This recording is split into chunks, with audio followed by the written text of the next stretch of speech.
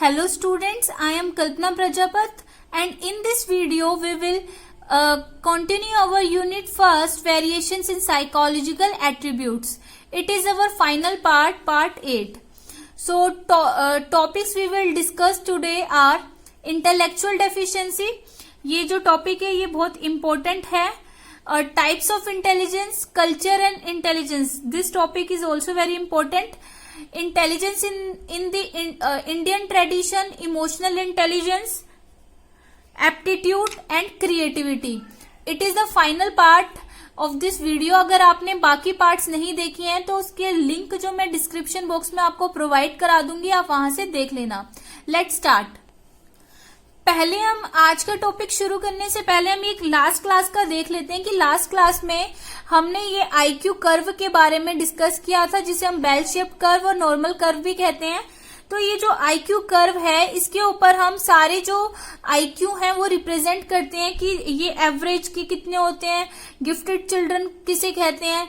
तो ये जो रेड वाले आप देख रहे हैं तो आज इनके बारे में हम डिस्कस करेंगे कि जो भी बिलो 70 जिनका आईक्यू है उन्हें इंटेलेक्चुअल डेफिशिएंसी होती है, उनको क्या कहते हैं. और उसमें भी कैटेगरी है माइल्ड, मॉडरेट, सीवियर और प्रोफाउंड. अब इनके बारे में डिस्कस कर लेते हैं कि ये होता क्या है. कि सबसे पहले यहाँ पे इंटेलेक्चुअल डेफिशिएंसी को हम इंटेलेक्चुअली डिसेबल्ड भी कहते हैं, जिन्हें लर्निंग में प्रॉब्लम होती है, जिनका आईक्यू कम होता है, जिनकी ग्रेस्पिंग पावर कम होती है. ये सब हम डिटेल में डिस्कस कर चुके हैं. तो अब ये जो the American association on mental deficiency AAMD ने बोला कि मेंटली डिसेबल्ड वो है, मेंटली रिटार्डेड वो है जिनका आईक्यू 70 से कम है और जो क्या कहते हैं एडेप्टिव बिहेवियर जो है वो उनमें कमी होती है, डेफिशिएट होती है एडेप्टिव बिहेवियर में, कि वो अपना इंडिपेंडेंट कुछ काम नहीं कर सकते, उन्हें डर लगता है हर चीज से, डील नहीं कर सकते एनवायरमेंट से. अब है इसके अंदर कि deficits must be observe during, इनका जो कमियां हैं डेवलपमेंटल पीरियड जो होता है हमारा 0 to 18 ईयर्स का, बर्थ से ही हम 18 साल तक हम ऑब्जर्व कर सकते हैं कि ये जो बच्चे हैं इनके अंदर मेंटल रिटार्डेशन है. अब इनके जो फीचर्स हैं हम कैसे पता लगाते हैं, जैसे कैरेक्टरिस्टिक्स हैं कि वो पुअर मेंटल और कॉग्निटिव डेवलपमेंट होता है, वो सेल्फ एक्सप्रेशन नहीं कर पाते, अपनी बात को कह नहीं पाते, ना दूसरों की समझ पाते अच्छे से, और उनको हर चीज के लिए उनको सजेशन देना पड़ता है, उनका अपना पॉइंट ऑफ व्यू नहीं होता कुछ. और ये जो हम आइडेंटिफाई हम डेवलपमेंटल स्टेजेस में कर ही लेते हैं. अब इनके अंदर हम देख लेते हैं इनका आईक्यू. जो आईक्यू है ये माइल्ड, मॉडरेट, सीवियर और प्रोफाउंड. माइल्ड होगा जिसमें 55 से 70 माइल्ड होते हैं, जिसमें 55 से 70 आते हैं, मॉडरेट 40 to 55, सीवियर 25 to 40 और प्रोफाउंड बिलो 25 आते हैं. तो ये हमारे अब देख लेते हैं इन्हें क्या होता है. माइल्ड जो होते हैं जिनका आईक्यू 55 से 70 के बीच में होता है, तो 85% जो मेंटली रिटार्डेड होते हैं हमारे वो इसी कैटेगरी में आते हैं. इन बच्चों को हम प्राइमरी लेवल तक पढ़ा सकते हैं और इनको ट्रेन कर सकते हैं. कोई भी अगर इन काम इनको अच्छे से सिखा रहे हैं अच्छी ट्रेनिंग से, तो वो उसे कॉन्फिडेंस के साथ उसे वो पूरा कर सकते हैं और ये अपनी मैरिड लाइफ, इनकी शादी भी हो सकती है और उस शादी को भी ये निभा सकते हैं अच्छे से. अब है मॉडरेट में होगा कि इनका आईक्यू 40 to 55 होता है और ये इनका जो ये MR, ये जो 10% होते हैं MR स्टूडेंट्स का, और यहाँ ये जो है काम तो कर सकते हैं, ये ट्रेन तो हम इन्हें कर सकते हैं, लेकिन अपने काम को ये कॉन्फिडेंस के साथ नहीं करेंगे. इनको हमेशा ये डर रहेगा कि कहीं मैंने कुछ गलत तो नहीं किया, और इनकी कोई मैरिड लाइफ नहीं होती, क्या कहते हैं इनकी शादी नहीं होती है. अब है सीवियर होता है कि इनका जो आईक्यू है वो 25 से 40 रहता है और ये 3.5% जो होते हैं वो इस कैटेगरी में आते हैं, MR जो है मेंटली रिटार्डेड. इनको नर्सिंग केयर की जरूरत अपनी पूरी लाइफ में, जब तक ये जिंदा रहते हैं इन्हें केयर की जरूरत होती है. अब इसमें है नेक्स्ट कि ये लिटिल रिस्पॉन्स दिखाते हैं। अगर कोई भी स्टिमुलस है, स्टिमुलस और रिस्पॉन्स मैंने आपको बताया था लास्ट वीडियोस में कई बार। अब स्टिमुलस जो होते हैं कि किसी भी चीज को देखकर हम जो रिएक्शन दे रहे हैं अपना, वही हमारे लिए स्टिमुलस है। कि कोई चीज मुझे पसंद है, मान लो कि मुझे पनीर की सब्जी पसंद है, वो मेरे सामने आई तो वो मेरे लिए पनीर की सब्जी स्टिमुलस हो गई। और रिस्पॉन्स क्या दिया मैंने, उस अपने क्या कहते हैं उसको, मेरे जो मुंह है मैंने लार निकाली, तो वो क्या है मेरा रिस्पॉन्स। लेकिन वहीं अगर मुझे दाल नहीं पसंद और मेरे सामने दाल आ गई तो वो मेरे लिए स्टिमुलस नहीं होगी, मैं उसे इग्नोर करूंगी, मैं इवन देखना भी पसंद नहीं करूंगी। तो ऐसे ही हर चीज पे एक स्टिमुलस और रिस्पॉन्स होता है। तो ये जो क्या करते हैं, ये बच्चे लिटिल रिस्पॉन्स दिखाते हैं। अब ये इनकी जो लाइफ होती है ये अप्रोक्सीमेटली मैक्सिमम 15 साल तक जीवित रहते हैं, या उससे पहले ही इनकी डेथ हो जाती है। प्रोफाउंड जो होते हैं, जिनका IQ 25 से कम होता है, 1.5% जो MR है वो इस कैटेगरी में आते हैं। हम इनको इडियट भी बोलते हैं। और इन्हें थ्रू आउट द लाइफ, जब तक ये जिंदा रहते हैं, इनको नर्सिंग केयर की जरूरत होती है। अगर कोई भी जो स्टिमुलस है ये इस पे कोई रिस्पॉन्स ही नहीं करते, और आपने जो सीवियर में देखा कि लिटिल रिस्पॉन्स करते हैं, लेकिन प्रोफाउंड वाले कोई रिस्पॉन्स ही नहीं देते। और इन्फेंसी में 0 to 2 ईयर्स तक, बर्थ से 2 ईयर्स तक हम इन्हें आइडेंटिफाई कर सकते हैं। और इनके जो सेंस ऑर्गन्स होते हैं वो डेवलप नहीं होते और अनइवन होते हैं, कि इनका जो बॉडी का स्ट्रक्चर भी अजीब होता है। अगर इनके मान लो इनके हाथ से ब्लड निकल रहा है तो ये इनको कोई अफेक्ट ही नहीं होता, उन्हें कुछ फर्क ही नहीं पड़ता, ना दर्द होता। अब methods use for adjusting these children, in children को एडजस्ट करने के लिए हम क्या मेथड यूज करते हैं। अब ये जो मेथड है ये माइल्ड और मॉडरेट के लिए है खाली, क्योंकि जो सीवियर और प्रोफाउंड है उनको पढ़ाया नहीं जा सकता। सबसे पहले कि हमें जो बिहेवियर है वो अपना बिहेवियर चेंज करना पड़ेगा, सिंपैथेटिक बिहेवियर रखना पड़ेगा। और इन्हें जो है ट्रेनिंग सिंपल मेथड से कोई भी चीज सिखानी होगी। सोशल रिइंफोर्समेंट देना होगा। जैसे आपने ऋतिक रोशन का एग्जांपल ले लीजिए कि जो कोई मिल गया में जो सीन था बोर्नविटा वाला, कि वो बोर्नविटा पीना पसंद करता है, लेकिन उनके घर में क्या होता है, प्रीति जिंटा के वहां बोर्नविटा नहीं होता। तो सिंपैथी, तो वो सोशल रिइंफोर्समेंट होता है, हमें उन्हें डांटना नहीं होता, उनसे प्यार से बात करनी होती है। अब ये जो ट्रेनिंग जो है गिवन शुड बी गिवन, और ट्रेनिंग को है ना एकदम में नहीं सिखाना, छोटे छोटे पार्ट्स में डिवाइड करके सिखाना है। और सीवियर और प्रोफाउंड को तो हम पढ़ाया जा ही नहीं सकता। अब आ जाता है हमारा कि टाइप्स ऑफ इंटेलिजेंस टेस्ट जो है कितने टाइप्स के होते हैं।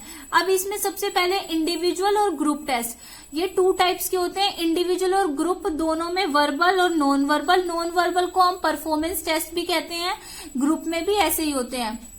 अब जो इंडिविजुअल टेस्ट है जैसे इंटरव्यू हो गया, अब वो क्या होगा, बहुत एक्सपेंसिव होता है, क्योंकि हर पर्सन का अगर 1000 पर्सन जो इंटरव्यू देने आए हैं तो हर किसी के ऊपर टाइम लगाना टाइम कंज्यूमिंग होगा, एक्सपेंसिव होगा, रिलायबल। लेकिन ये क्या होता है, रिलायबल होता है, क्योंकि इंडिविजुअल चीटिंग नहीं कर पाता, हमारे सामने होता है, सारे रिस्पॉन्स हमारे सामने दे रहा होता है वो, और एडमिनिस्टर्ड बाय एक्सपर्ट ओनली, और इसको जो है इंटरव्यू एक्सपर्ट के द्वारा लिया जाता है। लेकिन जो ग्रुप टेस्ट होते हैं वो इनएक्सपेंसिव, इस पे इतना ज्यादा खर्चा नहीं होता, टाइम भी कम होता है, क्योंकि अगर हमने मान लो 10 के ग्रुप्स में बुला लिया लोगों को, लेकिन रिलायबल नहीं होता है, क्योंकि यहाँ पे चीटिंग के चांसेस रहते हैं, क्योंकि हम जो भी काम है वो ग्रुप में कराते हैं और ग्रुप में हर कोई काम नहीं करता। अब एडमिनिस्टर्ड, और इसमें जो है ना एक्सपर्ट, सारे एक्सपर्ट नहीं होते, कुछ नॉर्मल पर्सन भी ऐसे ही रख लेते हैं काम पूरा करने के लिए बस। अब इंडिविजुअल वर्बल इंटेलिजेंस टेस्ट, अब हर दोनों वर्बल और नॉन वर्बल दोनों होते हैं। तो पहले इंटेलिजेंस वर्बल जो हमने बिनेट साइमन टेस्ट और स्टैनफोर्ड बिनेट टेस्ट जो हमने डिस्कस किए थे अर्लियर वीडियोस में, ये क्या होते हैं, वर्बल होते हैं और ओरल होते हैं, ओरली बच्चों से क्वेश्चंस पूछे जाते हैं। और नॉन वर्बल आ जाता है, इसको नॉन वर्बल को हम परफॉर्मेंस टेस्ट भी कहते हैं। इसमें सबसे पहले आ जाता है ब्लॉक डिजाइन टेस्ट, ये जो है इसके अंदर एक्टिविटीज में इंगेज करते हैं। ब्लॉक डिजाइन क्या होता है, इसके अंदर एक बच्चा होगा, कोई भी एक इंडिविजुअल होगा, उसे एक बड़ा सा बॉक्स दे दिया जाएगा और उसके अंदर अलग अलग चीजें फिक्स करनी होगी, प्लेट्स जो होंगी वो अलग अलग, जैसे गेम्स भी होते हैं तो वो हमें करने होते हैं, फिट करने होते हैं इसके अंदर। तो ये होता है ब्लॉक डिजाइन टेस्ट होता है। अब जो ये नेक्स्ट आ जाता है हमारा, ये होता है पास अलोंग टेस्ट। पास अलोंग टेस्ट होता है जिसके अंदर पिक्चर्स होती हैं कार्ड्स की और उनमें आइडेंटिफाई करना होता है अलग अलग कार्ड्स को कि ये किस चीज की पिक्चर है। अब एक cube construction test, cube construction में होता है कि हमें बहुत सारी पिक्चर्स दी होती है क्यूब की तरह।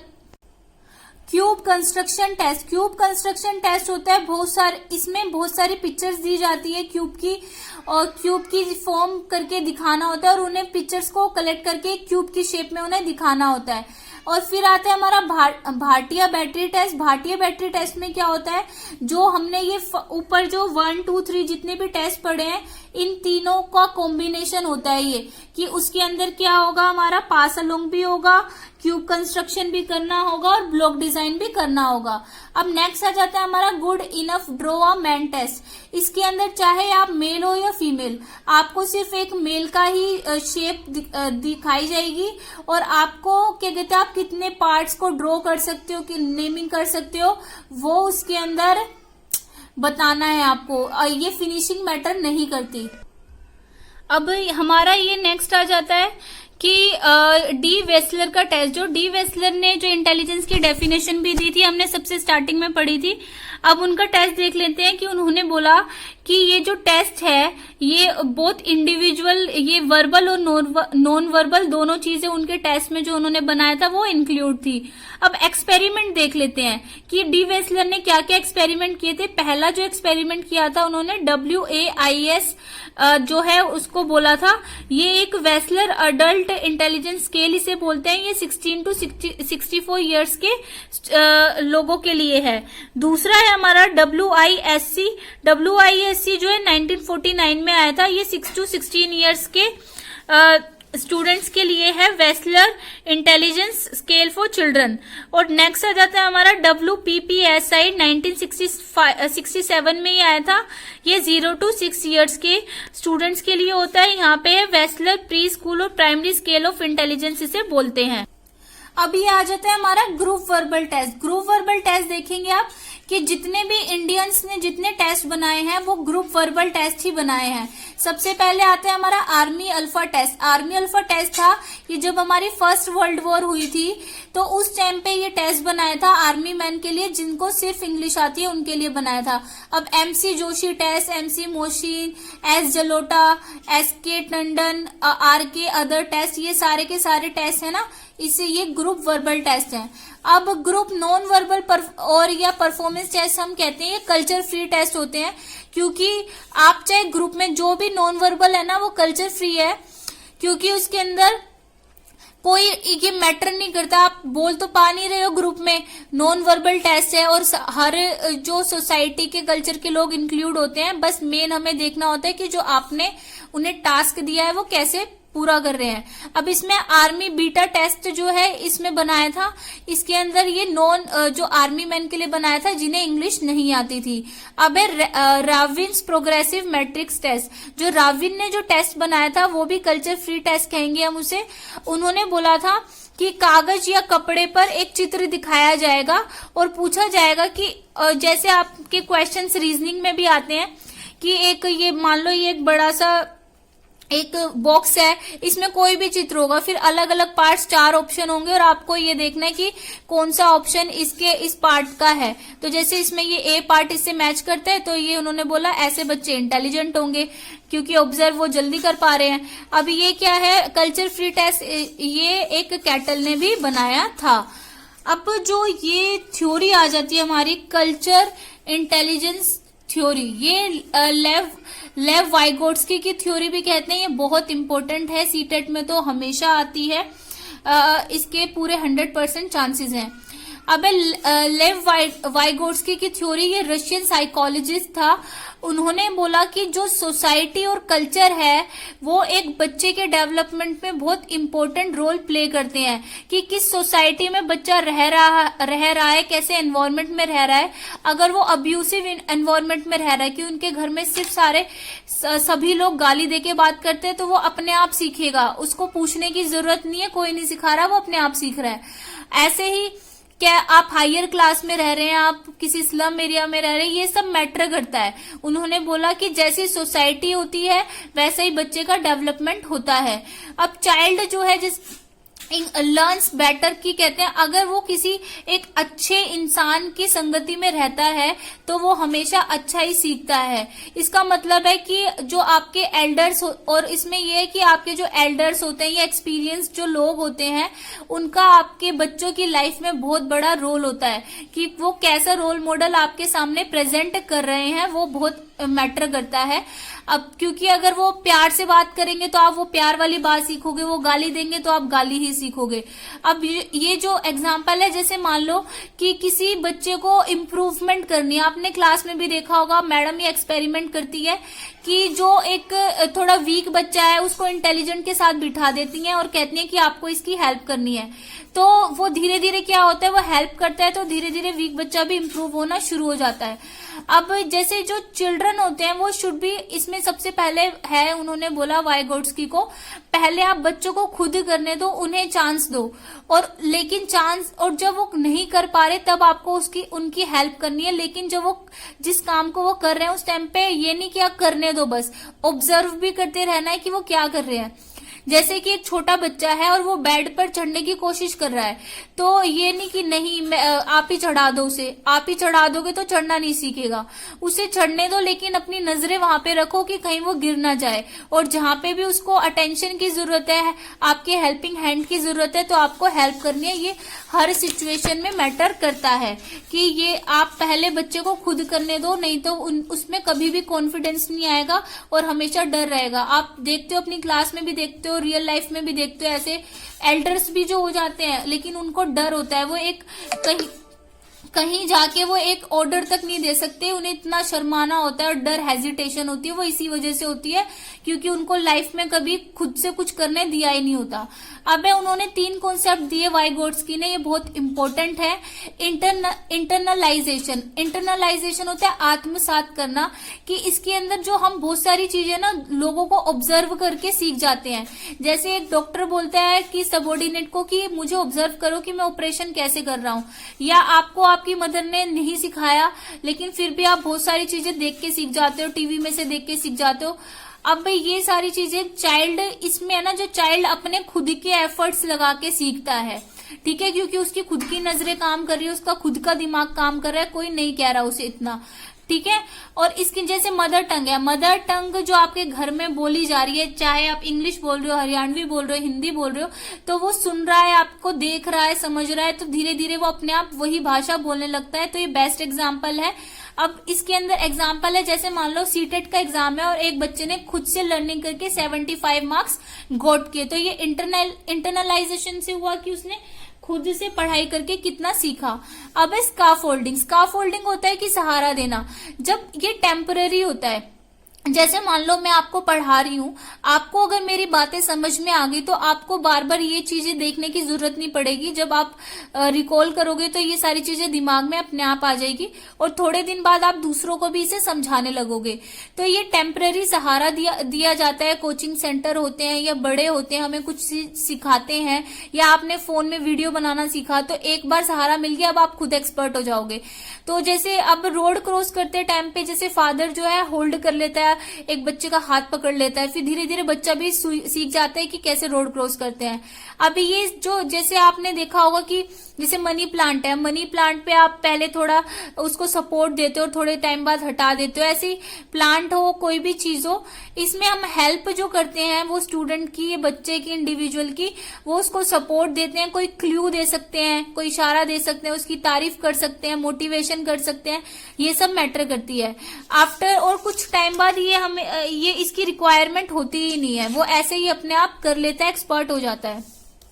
अब है zone of proximal development, ZPD.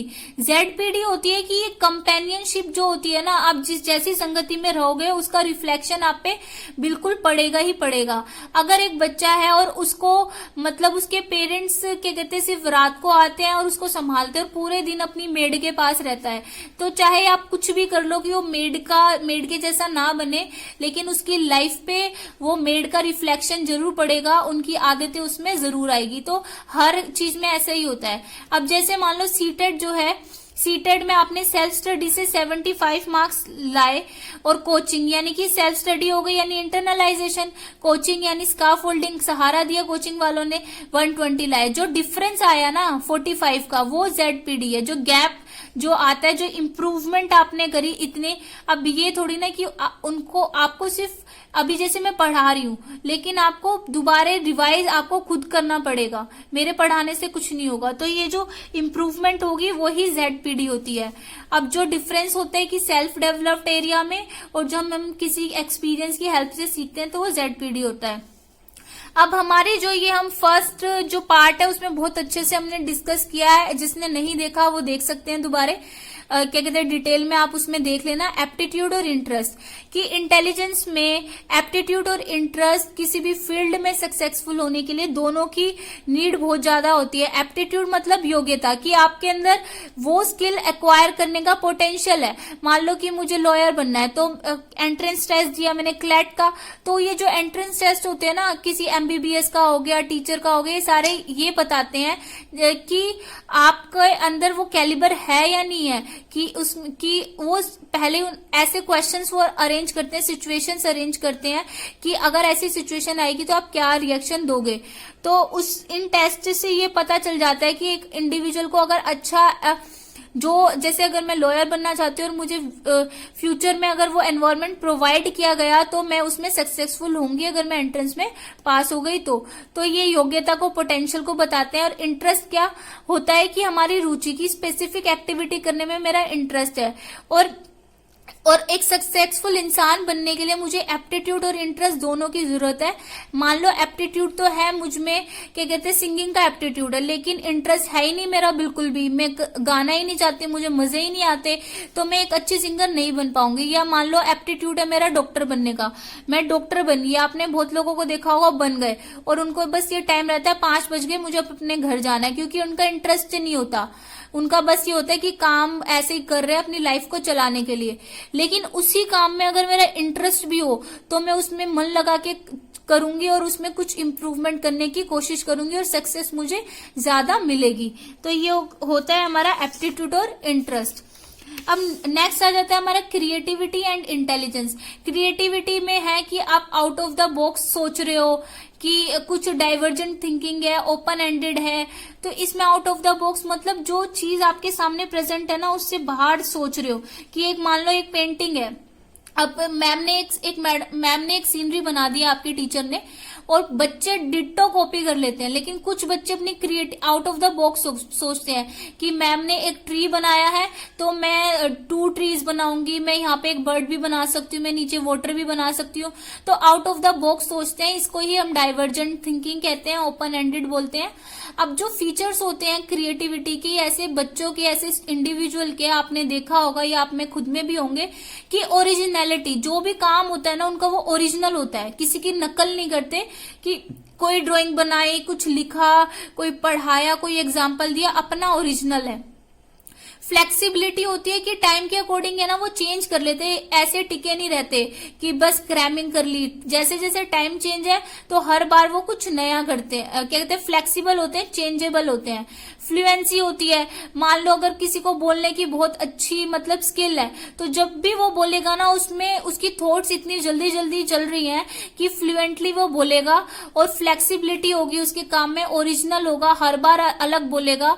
Novelty होगी, नयापन होगा काम करने में, और जो भी अगर वो कर रहा है उसको इलाबोरेट कर सकता है, एक्सप्लेन कर सकता है कि ये चीज हाँ मेरा ये पर्सपेक्टिव था, मैंने ये सोचा था इसलिए मैंने ऐसा किया है। अब मेथड्स क्या है, हम कैसे एनहेंस कर सकते हैं। ब्रेनस्टॉर्मिंग बहुत एक्सीलेंट मेथड है इसके अंदर, जिसे हम एक्सटेम्पोर भी कहते हैं। कि ऑन द स्पॉट आपको ये सिर्फ क्या होगा, ओरल होगा, रिटर्न में नहीं होगा, क्योंकि रिटर्न में आप सोचने लग जाते हो तो आपको इतना नहीं बोलेंगे क्रिएटिव। ऑन द स्पॉट देखते ही आपको शुरू हो जाना है, तो ये होता है हमारा ब्रेनस्टॉर्मिंग, ओरल होता है ये। एल्गोरिथम रीजनिंग में आते हैं। अब मेथड्स होते हैं play way, project, problem solving, बहुत सारे मेथड्स होते हैं। ये हम अब यहाँ पे रिलेशन बिटवीन इंटेलिजेंस और क्रिएटिविटी में क्या रिलेशन है कि जितने जो भी हर जो क्रिएटिव पर्सन होगा वो इंटेलिजेंट होगा ही होगा, ठीक है। उसका आईक्यू जो है वो नॉर्मल और नॉर्मल से ज्यादा होगा। नॉर्मल आईक्यू यानी एवरेज यानी 90 to 110 या उससे ज्यादा होगा, ठीक है। और ये जरूरी, लेकिन ये जरूरी नहीं है कि हर इंटेलिजेंट इंसान क्रिएटिव हो, क्योंकि कुछ लोग आपने देखा होगा इंटेलिजेंट होते हैं लेकिन क्रिएटिव नहीं होते, अपना कुछ नया नहीं करते वो। जैसे आपने मूवी देखी होगी वो 3 इडियट्स, कि वो जो चतुर था वो इंटेलिजेंट था क्योंकि, लेकिन वो क्रिएटिव नहीं था, अपना कुछ नहीं करता था, वो रट्टाफिकेशन में रहता था। अभी ये है कि इंटेलिजेंस कांट भी, इंटेलिजेंस को हम अनरिस्ट नहीं कर सकते लेकिन क्रिएटिविटी को हम और बढ़ा सकते हैं, क्योंकि इंटेलिजेंस में अगर मान लो आईक्यू हमारा फिक्स हो गया या हमने अपनी लिमिट तय कर दी तो वो वहीं तक रहेगा। अब ये जो है हमारा इमोशनल इंटेलिजेंस, ये बहुत इंपॉर्टेंट है। आज के सिनेरियो में क्वेश्चन जरूर आएगा, आपको अपना पर्सपेक्टिव भी अच्छे से लिख सकते हो। सबसे पहले इसका जो इंट्रोड्यूस किया था सेलोवी और मेयर ने।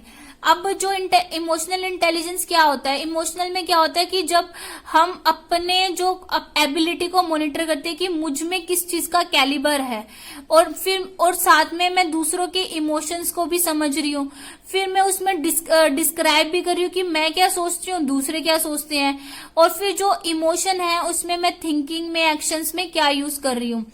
अब जो है आजकल आप देखते हैं डिप्रेशन, स्ट्रेस, सुसाइड, ये सब बहुत ज्यादा बढ़ रहा है क्योंकि लोगों में इमोशनल इंटेलिजेंस की बहुत कमी है, वो उसको स्टेबल नहीं कर पा रहे, वो जो स्ट्रेस है, चैलेंज है, उससे नहीं लड़ पा रहे, और वो जो बाहर के लोग क्या सोचते हैं उस चीज को वो ज्यादा अपने ऊपर अफेक्ट करने लगते हैं, और वो अपना जो कैलिबर है, अपनी जो स्ट्रेंथ है उसको धीरे धीरे भूल जाते हैं। तो इमोशनल इंटेलिजेंस बहुत बहुत जरूरी होता है, अपनी और फीलिंग्स को समझना, अपने आप को जानना। तो इसमें इमोशनल क्वेश्चन जो है यूज करते हैं, जैसे हम आईक्यू का यूज करते हैं ऐसे इमोशनल क्वेश्चन होता है। ये भी हम निकालते हैं इमोशनल क्वेश्चन, और साइकोलॉजिस्ट जो है आजकल बहुत नीड है। जैसे आपको गाइडेंस और counselling time to time school में भी मिलती रहती है कि अगर आपके मार्क्स कम आए हैं तो आपको गलत स्टेप नहीं उठाना है, दोबारा से कोशिश करनी है, it is not the end of life and so on. So ये सब क्या है, इमोशनल इंटेलिजेंस बहुत जरूरी क्वेश्चन एक जरूर आएगा। अब इंटेलिजेंस, जो इंडियन ट्रेडिशन में इंटेलिजेंस क्या है, इंडियन वाले बोलते हैं कि जो भी हमने जो पास्ट मॉडल ऑफ इंटेलिजेंस पढ़ा था हमने जो लास्ट टू लास्ट क्लास में, वो इसी पे बेस्ड था। इसमें होलिस्टिक पर्सपेक्टिव होता है कि कॉग्निटिव और नॉन कॉग्निटिव दोनों चीजों को लेकर चलते हैं। वो बोलते हैं कि चारों चीजें होती है इंटेलिजेंस माइंड में। कॉग्निटिव मतलब जिसके अंदर अंडरस्टैंडिंग कर रहा है, प्रॉब्लम सॉल्विंग है, इफेक्टिव कम्युनिकेशन करने की स्किल है, ये सब। सोशल में उन्होंने बोला कि जो कमिटमेंट है, एल्डर्स की हेल्प कर रहा है, नीडी की हेल्प कर रहा है, सोसाइटी की रिस्पेक्ट कर रहा है। और इमोशनल में है कि सेल्फ रेगुलेशन, अपने आप को मॉनिटर करना, ऑनेस्टी रखना चीजों में, पोलाइटनेस रखना, अपना इवेल्युएशन करना टाइम टू टाइम पे। और एंटरप्रेन्योर होती है हमारी कि पेशेंस रखना, हार्डवर्क करना, क्योंकि एक आप अच्छे एंटरप्रेन्योर जब भी बनोगे जब आप हार्डवर्क करोगे, गोल ओरिएंटेड काम करोगे। तो ये जो यूनिट हमारी कंप्लीट होती है ये बहुत इंपॉर्टेंट यूनिट है। तो आपको अच्छे से चीजों को रिवाइज करना है, लिखना है। सिर्फ वीडियो देखने से कुछ नहीं होगा, जो भी आप सुन रहे हो साथ के साथ उसे नोट डाउन करते रहो, क्योंकि जो आप अपने हाथों से लिखते हो वो आपको याद रहता है। करने को तो मैं पीडीएफ भी डाउनलोड कर सकती हूँ, लेकिन उसको मैटर नहीं करेगा क्योंकि पीडीएफ आपके फोन में बहुत सारे होते हैं। आपको इसलिए अपने हाथों से लिखना है और बार बार पढ़ना है, तो आपको ये ग्रेस्प हो जाएगा। और अपनी अंडरस्टैंडिंग बनाए रखनी है, इंटरेस्ट बनाए रखना है। तो it is the end of the video. So अगर आपको वीडियो अच्छी लगी हो तो अपने फ्रेंड्स के साथ जरूर शेयर कीजिए, चैनल को सब्सक्राइब कीजिए, कमेंट्स में कोई भी डाउट है तो उसे पूछिए, और वीडियो को लाइक करना मत भूलिए। अब हम नेक्स्ट जो यूनिट है सेल्फ एंड पर्सनैलिटी के बारे में हम स्टार्ट करेंगे with in 2 days। So till then bye, God bless you all.